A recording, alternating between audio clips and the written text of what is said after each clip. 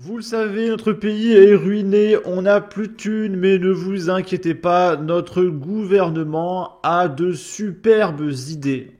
Voilà, pour relever l'économie de notre pays. Il propose de travailler 7 heures de plus par an, sans être payé gratuitement. En gros, vous travaillez pour l'État pour un peu renflouer les caisses. Voilà. Et du coup, il y a le débat sur BFM. Vous allez voir, il y a un peu de contradiction. Idée qui avait pourtant été votée par le Sénat en novembre dernier, on l'a... Alors lui, vous vous souvenez, c'est le mec qui a partagé massivement la fake news, comme quoi Trump faisait un salut très méchant pendant son discours lors de l'investiture de Donald Trump, et il a propagé la haine, la terreur, etc. Et il n'a pas été embêté plus que ça par l'ARCOM. croyait partie dans les valises de Michel Barnier, bah pas du tout, elle revient, elle fait des heures sup, elle montre l'exemple, 7 heures exactement c'est le projet, 7 heures par an non rémunérées pour tous les actifs, soit 10 minutes par semaine, minimise Catherine Vautrin, la ministre du Travail, soulignant surtout que cette mesure peut en 2025 générer 2 milliards d'euros de recettes fléchées vers les dépenses sociales. Alors, Ben voilà, 10 minutes par semaine, ben ça va, arrêtez de vous plaindre. Oh, faites des efforts un petit peu. Bon, par contre, Macron, il va pas travailler un peu plus, je vous le dis tout de suite, ni les chroniqueurs de BFM TV. Et tout ça pour gagner 2 milliards. Alors je vous rappelle que quand on parlait de taxer les politiciens, BFM TV expliquait que ça ne servait à rien de taxer les politiciens. Parce que ça ne rapporterait que quelques milliards. Et que quelques milliards sur 3400 milliards, bah c'est peanuts, c'est inutile, c'est rien par rapport à tout ce qu'on doit rembourser, donc ça sert à rien. Donc taxer les politiciens, c'est une mauvaise idée. Par contre, travailler gratuitement pour 2 milliards, bah ça va, c'est bon, c'est important, il n'y a pas de petites économies, ok, bon. Arrêtez de vous plaindre un petit peu. prêt au sacrifice, bah écoutez vos réactions ce matin.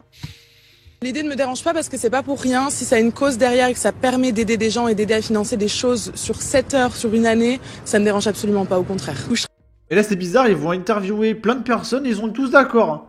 Ils sont tous en train de dire, bon ça va, c'est bon, travailler 10 minutes de plus, c'est pas grand chose, ça me dérange pas. Je travaille déjà de ouf, donc travailler 7 heures gratos, c'est bon quoi. Mais franchement, honnêtement, pourquoi pas, tant que ça va dans les hôpitaux, dans la sécurité sociale, que ça va là où on sait que ça va, y a pas de problème. C'est bon, tous les Français sont d'accord, il n'y a pas de problème. La vie est difficile, donc une journée de plus à travailler, non, je suis contre, franchement. Ça Oh putain, il y a un mec qui est contre. Il fallait un quota. me semble pas insurmontable, personnellement. Mais encore une fois, j'ai pas un métier très pénible, donc je pense que pour certaines personnes, ça serait plus compliqué. Moi, ça me semble largement faisable. Je pense Ah mais quelle bande d'esclaves. qu'il y a d'autres choses qui peuvent être mises en place avant de demander aux gens de travailler gratuitement, quoi. Comme je sais pas, l'ISF, des choses comme ça. Mais vous savez que travailler gratuitement, ça s'appelle de l'esclavage? Et les gens sont en train de dire, ça va, l'esclavage, c'est bon. Mais... D'ailleurs, j'ai pas fait gaffe, il y a un mec qui a partagé ça. Esclavage, définition. Situation où une personne est contrainte de servir quelqu'un en étant privée de ses droits et de sa liberté. Ah, d'accord. C'est bizarre, mais ça n'a rien à voir. Arrêtez un petit peu. Oh, ouais, les rapprochements, là, ça va. Idée qui avait pourtant... Bon.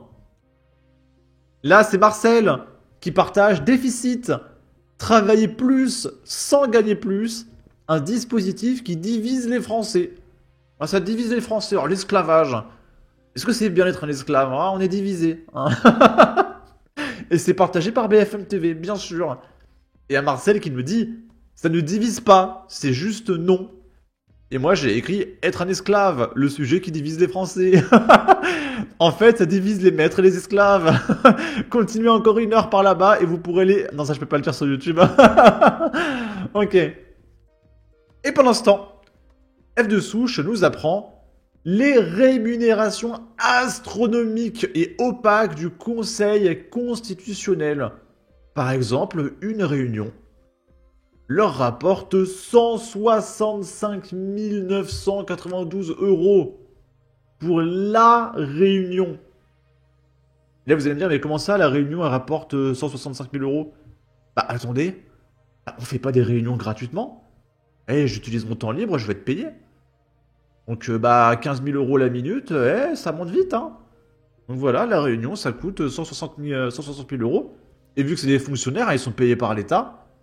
Ah, ça monte vite, hein. C'est normal, mais c'est tout à fait normal. Arrêtez de vous plaindre un petit peu. Y aller travailler gratuitement, là.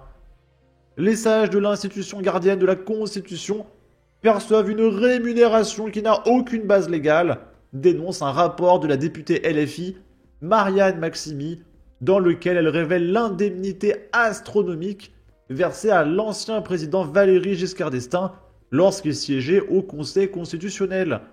C'est un rapport de 80 pages, passé sous silence, publié en catimini sur le site de l'Assemblée nationale le 17 décembre dernier. Il contient pourtant des informations inédites sur le Conseil constitutionnel réalisé par la députée LFI.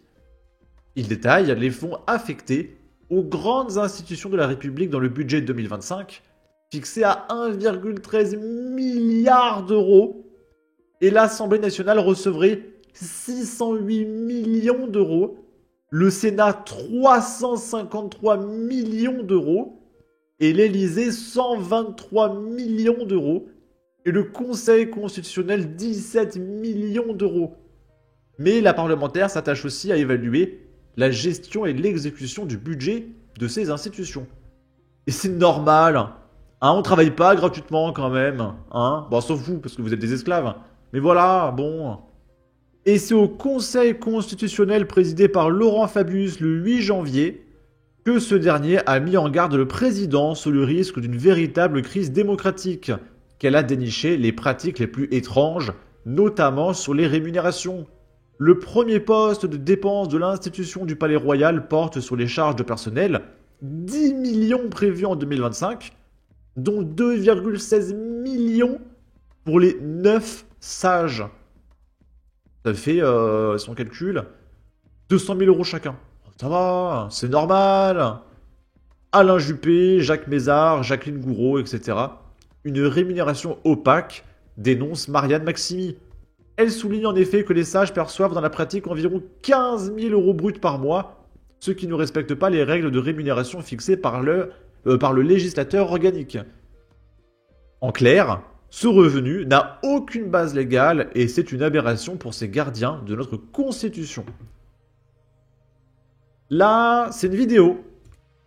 C'est deux nanas, si je comprends bien, qui ont ouvert leur société. Mais vu qu'on est en France, elles ont des problèmes avec les papiers. Donc elles ont créé leur société, elles ne génèrent pas encore de revenus, mais elles sont taxées. Elles sont taxées parce qu'on est en France et t'es payé parce que tu vis. Voilà, tout simplement. Et du coup, elles veulent payer. Hein, l'URSSAF les a appelées, leur a dit il faut payer. Mais quand elles se connectent sur l'URSSAF, leur numéro de sécurité sociale n'existe pas. Donc ils appellent l'URSSAF et ils disent oui, vous inquiétez pas, c'est pas grave, etc. On va régler ça. Et puis on les rappelle. Ah bah vous avez pas payé depuis X temps. Donc hop, majoration. Donc vous allez payer encore plus. Donc ils rappellent, non mais vous n'existez pas, le numéro de sécurité sociale, il y a un problème, il faut faire les papiers, nanana. Et elles sont majorées, et elles peuvent pas payer. Voilà, et ça c'est la France. Et elle va dire des insultes, et quand il y aura des insultes, il va y avoir un gros... Donc ça vient pas de moi, c'est la vidéo. Hein, vous posez pas de questions, s'il y a un gros bruit, c'est pour cacher les insultes. Réaction à chaud de notre super story time. Alors, on reprend du début de la démarche. Cet été, on appelle l'URSSAF pour savoir comment on crée notre fucking compte parce que nos cartes, nos numéros sociaux. Donc le numéro de sécurité sociale n'est pas correct. Donc moi je me dis mais si on en a qu'un, merci mais voilà quoi. Donc on les appelle, ils nous disent pas besoin de vous inscrire, vous versez pas de revenus, pas de galère, vous êtes pauvre, vous n'aurez rien à payer. Ok très bien. On appelle notre comptable hier parce qu'on avait des questions sur des taxes, etc. Et elle nous dit d'appeler l'URSSAF parce que normalement on a quand même des cotisations à payer malgré le fait qu'on se paye rien, etc. Donc ok, nous, sympathiques, on appelle l'URSSAF. Ils nous disent, vous pouvez aller voir dans la partie 1 de l'URSSAF. On leur doit des sommes monstrueuses, astronomiques. Très bien, mais sauf qu'on ne peut toujours pas se connecter à l'URSSAF. D'accord. Et donc du coup, aujourd'hui, on se dit qu'on va être majoré de 1000% à force de ne pas payer. Donc go, on appelle l'URSSAF. Et là, patata, on On n'a n'est pas de pas compte. déclaré. On n'est pas affilié, elle ne nous trouve pas. Donc là, on se dit, mais votre collègue hier nous a trouvés, elle nous a annoncé toutes les sommes qu'on vous devait. Genre, à un moment donné, stop. Et donc, du coup, elle nous dit, votre expert comptable a fait de la merde. Mais depuis hier, on dit que l'expert comptable a fait de la merde. On dit d'accord. On était hyper remontés, prêts à en découdre avec le comptable. Et finalement, le comptable, on va vous laisser une petite partie 3 après. Donc le comptable nous annonce que lui, il a rien à voir avec ça, que c'est l'URSSAF et l'INPI qui font de la merde, qui ne se parlent pas entre eux, ce qui fait qu'on n'est pas détectable, affilié ou je ne sais quoi. Donc notre entreprise a été montée, mais toute seule. Donc en fait, On en pour fait pas l'URSSAF, on n'existe pas par rapport à notre SARL. Et là, pour le mec, on est très bien existante, on est co-gérante, il n'y a pas de problème, on est 50-50. Donc en fait, on a des taxes monstrueuses à payer, mais il va falloir qu'on se batte pour pouvoir les payer, parce qu'en fait, on ne sait pas qu'on les a à payer en fait. On sait. En fait, les Français, ils doivent se battre pour pouvoir payer des taxes, pendant qu'il y en a, eux, ils se battent même pas, ils ont du pognon. Parce qu'elles, elles se prennent la tête à monter une société, payer un comptable, payer l'URSSAF, payer la CFE, etc. Alors qu'il suffirait de rien faire, d'aller sur le site de la CAF, bonjour, je veux du pognon, puis voilà, c'est fini. Et là, les démarches sont très simples, il n'y a pas de problème. On sait pas, personne nous le dit et personne, mais même pas on reçoit une facture ou rien, on nous annonce juste qu'on va être majoré au téléphone comme ça, genre super, bonne Et nouvelle. on aimerait bien les payer, mais on ne sait pas comment, à qui, pourquoi. Donc voilà, si vous pouvez nous aider. Si quelqu'un s'y connaît, merci, parce que là, on va finir par péter un plomb. Ah mais vous êtes finito, hein. Vouloir lancer une société en France, mais c'est... Genre, l'État n'a qu'une envie, c'est de vous dépouiller, en fait. Ça sert à rien, faut pas monter de société, à monter une micro-entreprise, vous déclarez chacune individuellement, mais une société en France, mais n'importe quoi. Soit vous travaillez pas et vous touchez la CAF, soit vous mettez en micro-entrepreneur, mais monter une société en France en 2025, c'est la folie. Bon, sur ce, n'hésitez pas à donner votre avis, votre opinion, à partager, liker, commenter, ça aidera au référencement de la vidéo sur YouTube. Abonnez-vous, suivez-moi sur Twitter, prenez soin de vous, salut!